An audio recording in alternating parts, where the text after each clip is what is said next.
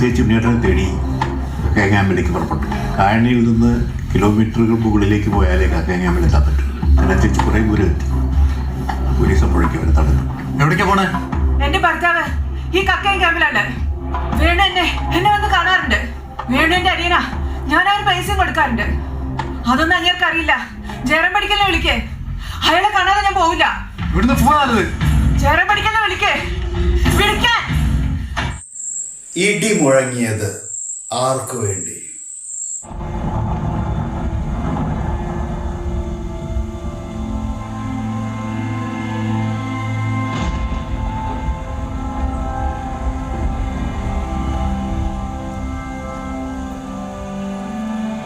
അച്ചു ടാക്കീസിൻ്റെ ബാനറിൽ ഉള്ളാട്ടിൽ അച്ചു നിർമ്മിച്ച് MG ശശി തിരക്കഥയും സംവിധാനവും ചെയ്ത കെ വേണുവിനെ കുറിച്ചിട്ടുള്ള ബയോഗ്രാഫിക്കൽ സിനിമയുടെ പ്രദർശനം ഇന്ന് കോട്ടക്കൽ ലീന തിയേറ്ററിൽ രാവിലെ 10 മണിക്ക് നടന്നു.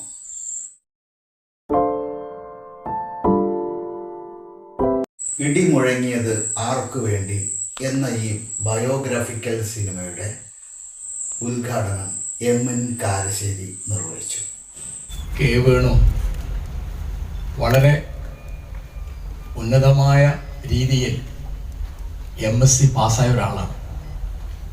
അന്ന് അദ്ദേഹം ഒരു ജോലിക്ക് പോയിരുന്നെങ്കിൽ യൂണിവേഴ്സിറ്റി പ്രൊഫസറോ വൈസ് ചാൻസലറോ ഒക്കെ ആയിട്ട് സുഖമായിട്ട് വലിയ പെൻഷനൊക്കെ വാങ്ങി സന്തോഷമായിട്ടിരിക്കുകയായിരുന്നു.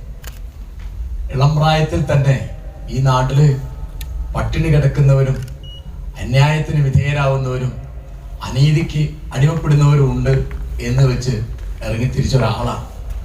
അദ്ദേഹത്തിൻ്റെ വഴികളെപ്പറ്റി ഇവിടെ ഇരിക്കുന്ന ആളുകൾക്കൊക്കെ അറിയാം. ഞാൻ അദ്ദേഹത്തിൽ കണ്ട ഒറ്റ വിശേഷം സത്യം പറയുന്ന ഒരാളാണ് എന്നുള്ളതാണ്.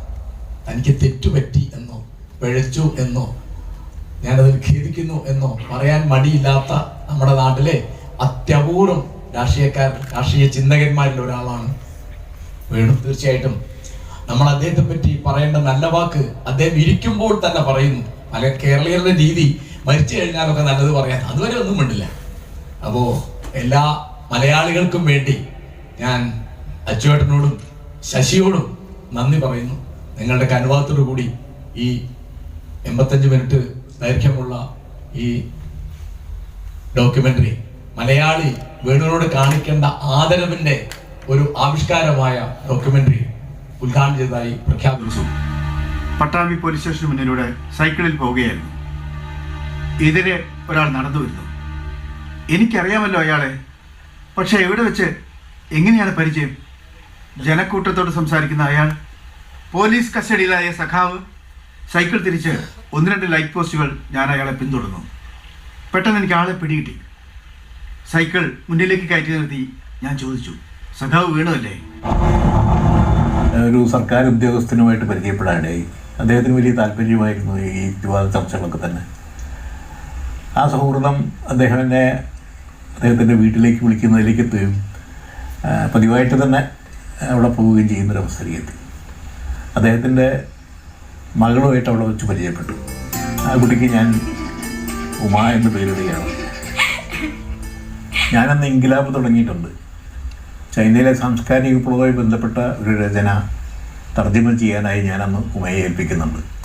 വാർദ്ധക്യത്തിലെത്തിയ മാവോയ്ക്ക് വിപ്ലവ നേതൃത്വത്തിന്റെ നൈരന്തര്യം നിലനിർത്താനാവില്ലെന്ന് മുതലാളിത്ത പാതക്കാർ വ്യാപകമായി ചൈനയിൽ പ്രചാരണം നടത്തി.